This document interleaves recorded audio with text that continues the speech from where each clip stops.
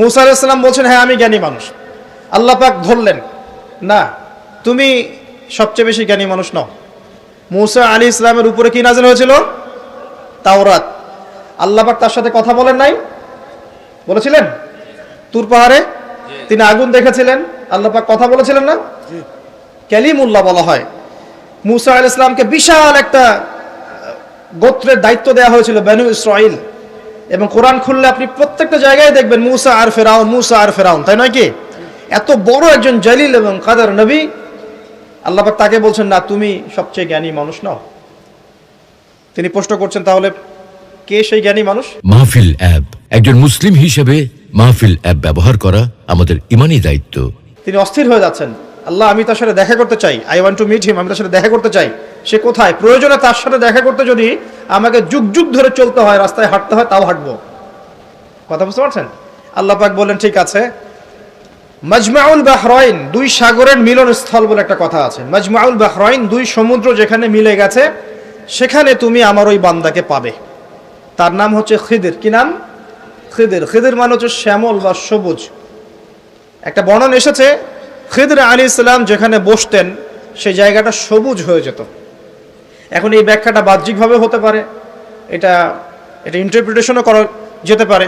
আল্লাহ ভালো জানেন কোনটা ব্যাখ্যা সঠিক।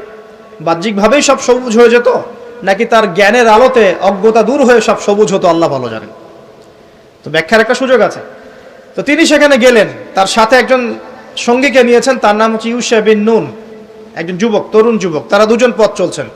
চলতে চলতে চলতে চলতে তারা একটা জায়গায় গিয়ে পথটা ভুল করলেন। একটা জায়গার কথা বলে দেয়া ছিল, এই জায়গায় গেলে তোমার থলির মধ্যে যে মাছ আছে, মাছ, মৃত একটা মাছ, এটা জীবিত হয়ে সমুদ্রে লাফ দিবে। যখনই লাফ দিবে ওই জায়গায় তুমি তাকে পাবে। কাকে পাবে? খিদির আলাইহিস সালামকে। তো তিনি সেখান থেকে একটু দূরে চলে গিয়েছিলেন। এই যে পথ তিনি ভুল করলেন কিছু দূর, এটা সূরা কাহফের মধ্যে আছে শেষের দিকে। আমি প্রত্যেকটা লাইন বাই লাইন পড়লে এখানে 12টা বাজবে। তো আমি ফিল করছি জিনিসটা এইভাবে যে জীবনে চলার পথে আমাদের গন্তব্য যদি ঠিক না থাকে তাহলে আমরা খুব সহজেই ক্লান্ত হয়ে পড়বো। আর আমার কথা কি বুঝতে পারছেন? জীবনে চলার পথে আমাদের গন্তব্য যদি ঠিক না হয় আমরা খুব সহজেই ক্লান্ত হয়ে পড়ব।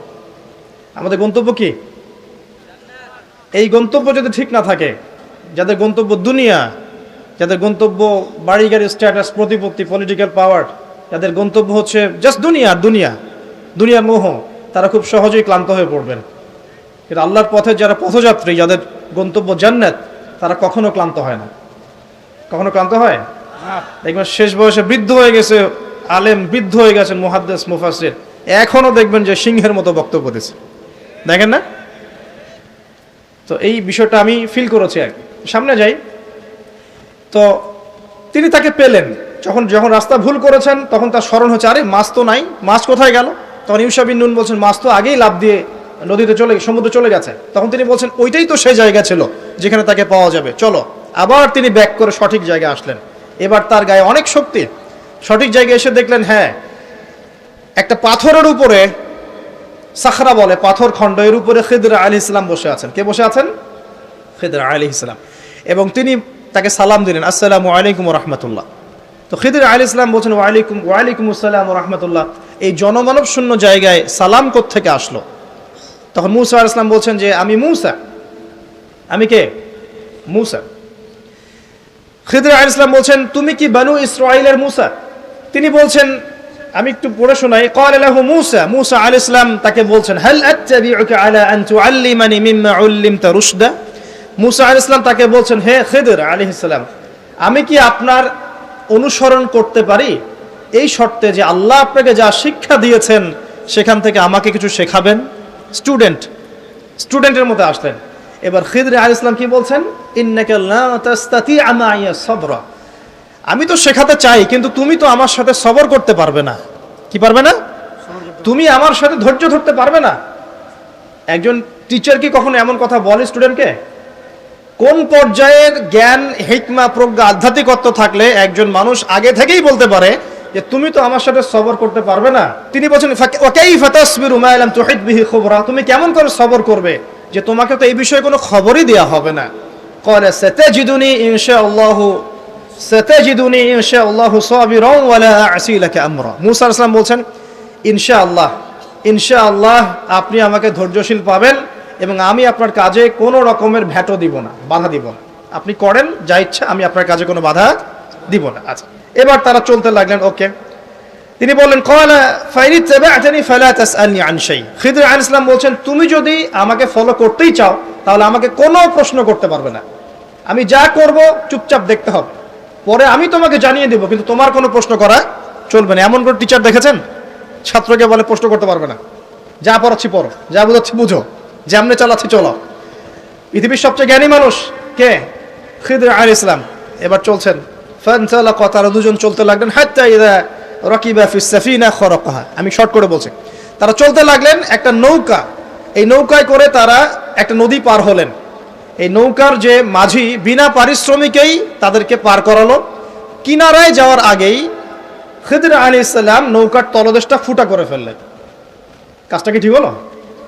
বিনামূল্যে একজন আমাকে সার্ভিস দিল এবং খিদর আলাইহিস সালাম তার তলদেশ ফুটা করে ফেললেন। মূসা আলাইহিস সালাম এবার দেখে বলছেন যে আপনি এটা কি করলেন? লাকাদ জি'তা শাইআন ইমরা, আপনি একটা জঘন্য কাজ করে ফেললেন। যারা আমাদের এত উপকার করলো আপনি তার তলদেশ ফুটা করে ফেললেন। এবার খিদর আলাইহিস সালাম বলছেন আমি তো বলেছিলাম আলাম আকুল লাক, আমি তোমাকে কি বলি নাই ইন্নাকা লা তাসতাতি'আ মা'ইয়া সাবরা, তুমি আমার সাথে সবর করতে পারবে না। এবার মূসা আলাইহিস সালাম বলছেন যে ঠিক আছে, লা তুআখিযনি বিমা নাসিত ওয়া লা তুরহিকনি মিন আমরি উসরা, আমি যেটা ভুলে গিয়েছিলাম এই বিষয়ে আমাকে আর পাকড়াও করেন না, এরপর থেকে আমি আর কোনো সমস্যা করব না ইনশাআল্লাহ। ঠিক আছে।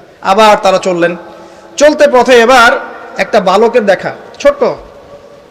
ফানতালাকা হাত্তা ইযা লাকিয়া গুলামান ফাকাতালা, এবার তারা চলতে গিয়ে একটা গোলাম, মানে কি ছোট বালককে গোলাম বলে না, জান্নাতে গিলমান থাকবে না ছোট ছোট বাচ্চারা, গোলাম, তাকে ডেকে নিয়ে এসে খিদর আলাইহিস সালাম, এটা তো নৌকা ফুটা করাকে তিনি চ্যালেঞ্জ করলেন, এবার তো বাচ্চাকে ফুটা করে ফেলেছে।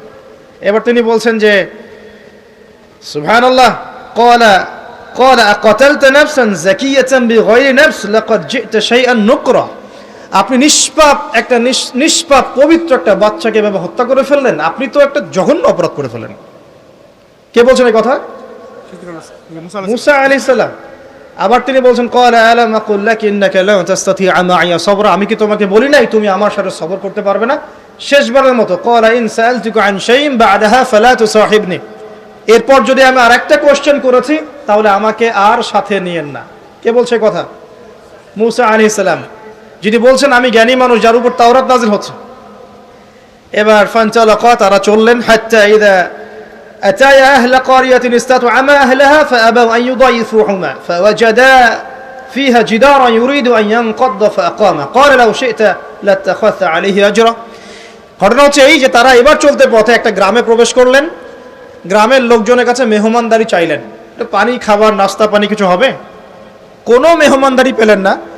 অনেকটা আমাদের দ্য সিটি অফ আখিরুজ্জামানের মতো আর কি, আমাদের হচ্ছে পশ্চিমা সভ্যতার যে বস্তুবাদী জীবন ব্যবস্থা, প্রতিবেশীকে খোঁজ নেওয়ার সময় নাই, ভিক্ষুক আসলে মাফ করো।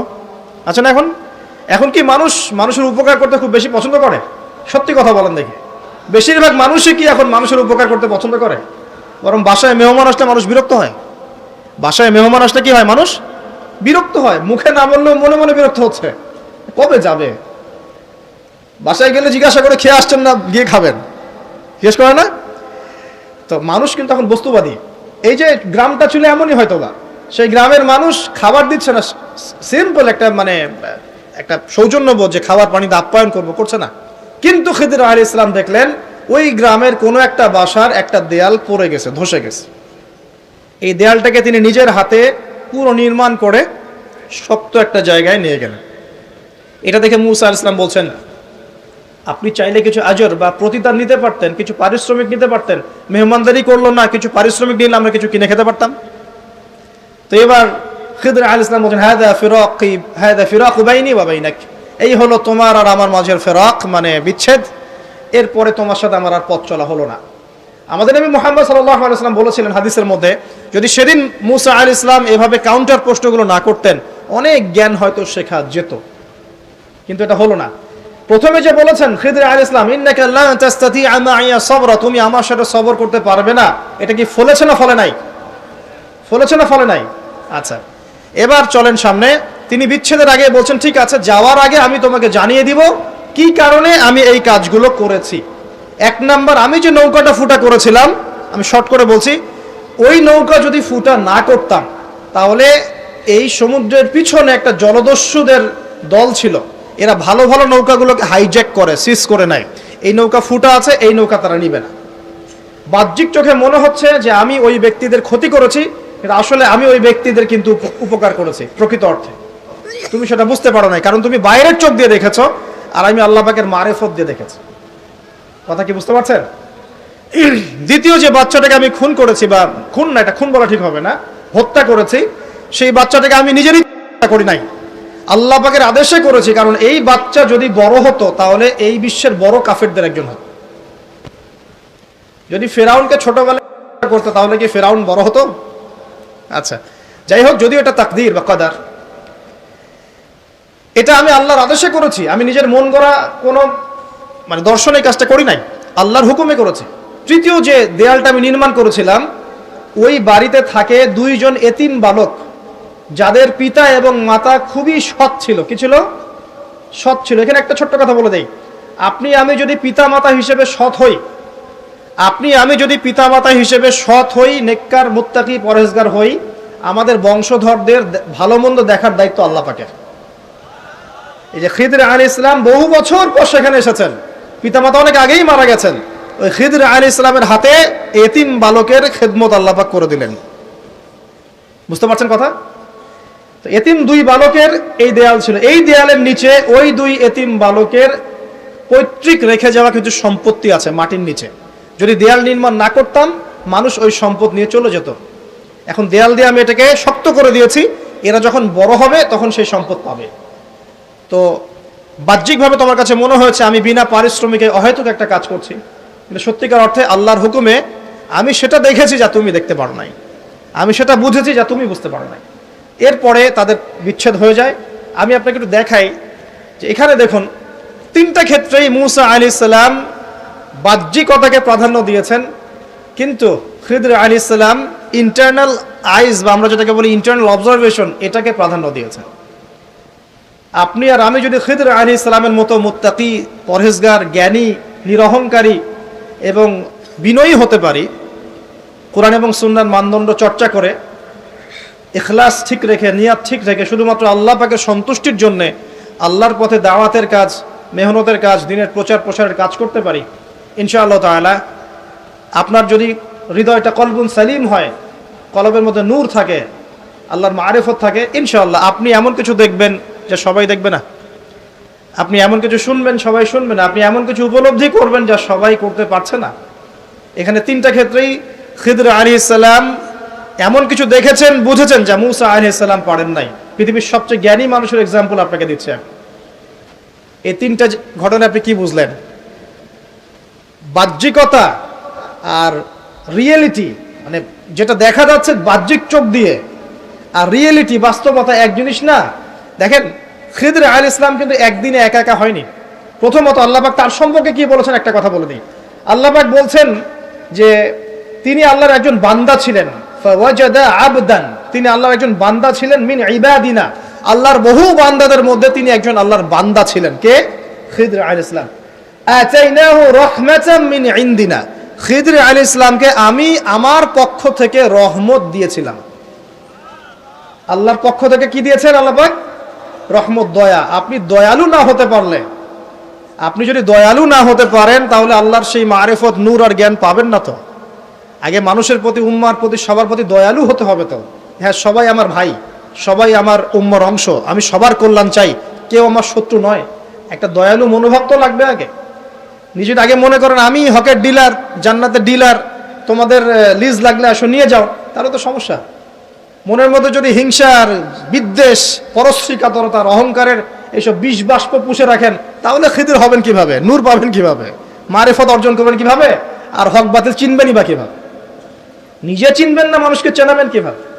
এই কারণে দেখবেন যে ওয়ার্ল্ড অ্যাফেয়ার্স নিয়ে কোনো কথা বললে বলে ভবিষ্যৎবাণী হচ্ছে, অথচ এটা বাস্তব বর্তমান, সেটা খেয়াল নাই। যেটা বাস্তব বর্তমান সেটাকে ভবিষ্যৎ মনে করছে। পুরো ওয়ার্ল্ডের ইকোনমিক সিস্টেম একটা ভয়ঙ্কর হুমকির মুখে আছে। বড় বড় যারা ইকোনমিক্সট এবং যারা মিলিটারি অ্যাফেয়ার্স নিয়ে পড়াশোনা করেন তারা বলছেন যে এই বিষয়গুলো ওয়ার্ল্ডের সামনে দাঁড়িয়ে আছে। আর পড়াশোনা করে কোরআন সুন্নাহর জ্ঞানের সাথে এই যুগোপযোগী জ্ঞানগুলোকে একত্রিত করে যখন আমরা এগুলোর সলিউশন দেওয়ার চেষ্টা করছি, বলছে গণক, বলছে ভবিষ্যৎ বক্তা, বলছে অমুক তমুক। অথচ ইসলাম, আলেম ওলামা এবং যারা দিনের দায়ী মোবাল্লেগ, তাদের কাছ থেকে জনগণ আসলে আশা করে কি? আপনারা কি আমাদের কাছে শুধু এটাই আশা করেন ওয়াজ মাহফিলের এখানে বসবো, সুবহানাল্লাহ বলা শেখাবো, আলহামদুলিল্লাহ পড়লে কত নাকি হয় এটাই শেখাবো, হ্যাঁ মাসলা মাসাইলগুলো শেখাবো, এতটুকুই যথেষ্ট? হাত বাঁধবেন কোথায়, রফুল ইয়াদান করবেন কি করবেন না, আমিন জোরে নাস্তা, এগুলো নিয়েই কথা বলবো খালি? আমরা কি খালি এই আধ্যাত্মিকত্বের বিষয়গুলোই, ইবাদত বন্দিকের জীবনের কথাগুলোই বলবো? ইসলামে কি ইকোনমিক কোনো সেকশন নাই? ইসলামে কি পলিটিক্স নাই? ইসলামে কি জিও পলিটিক্স নাই? ইসলামে কি অন্যান্য ফিলোসফিক্যাল থটসগুলো নাই? তাহলে যুগ এবং জিজ্ঞাসার সমাধান আপনারা আমাদের কাছে আশা করেন কি করেন না? যুগ এবং জিজ্ঞাসার যে সমাধান, এটা তো আপনার আলেম ওলামার কাছে আশা করবেন, তাই নয় কি? না কার কাছে আশা করবেন? কে দিবে আপনাকে সমাধান? এখন এই সমাধান দেওয়ার জন্য যোগ্যতা কি লাগবে? আপনাকে খিদির হতে হবে, খিদির আলাইহিস সালামের মতো দূরদর্শিতা সম্পন্ন হতে হবে।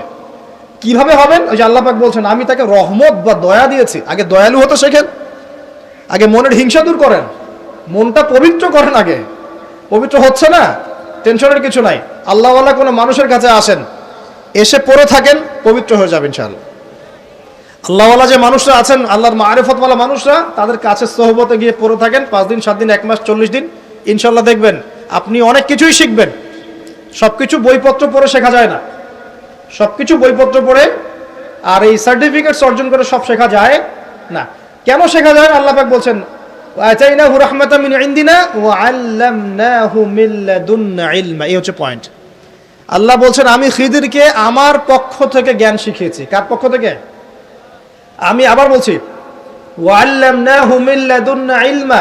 আমি খিদির আলাইহিস সালামকে আমার পক্ষ থেকে জ্ঞান শিখিয়েছি। আল্লাহর পক্ষ থেকে তার কাছে জ্ঞান ছিল। খিদির আলাইহিস সালাম কয়টা ডিগ্রি অর্জন করেছেন? কয়টা সার্টিফিকেট?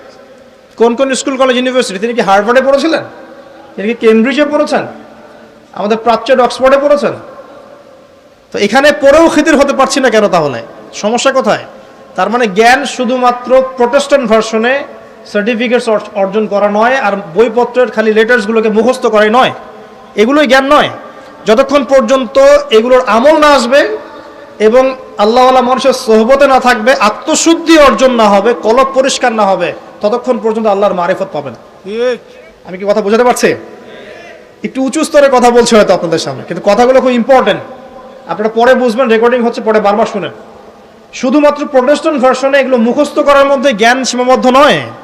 এটা আপনি পড়লেন, বই সার্টিফিকেটস অর্জন করলেন। আপনি ডক্টর হতে চান, আমার পাশে একজন ডক্টর বসে আছেন। এমন যদি আমি বলি যে আপনি ডক্টর হতে চান অর্থোপেডিক্সের বইগুলো আপনাকে দিয়ে দিলাম, বাসায় গিয়ে পড়েন, ডক্টর হয়ে যান, হবে? পারবে কি কেউ করতে?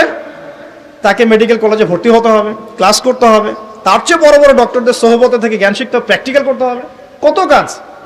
এই কাজগুলো আমরা দিনের ক্ষেত্রে করতে চাই না। আমি একটা বিষয়ের দিকে ফোকাস করছি, খিদির না হতে পারলে সে জামানায় টেকা যাবে না। কারণ এই জামানা রিয়েলিটি আর বাস্তবতার মধ্যে কোনো মিল নাই। দূরদর্শিতা লাগবে, চিন্তা হবে, চিন্তা হলে নূর লাগবে। ওই যে বললাম, নূর আপনাকে অন্ধকার জাহিলিয়াতে আলোর পথ দেখাবে, অন্ধকার থেকে আলোর পথ দেখাবে ইনশাআল্লাহ। তো প্রথমে লাগবে জ্ঞান, দয়া, একটা কলবুন সালিম, প্রশান্ত হৃদয়, আল্লাহ পাকের মারিফত এবং আল্লাহর নূর অর্জন হবে কিভাবে?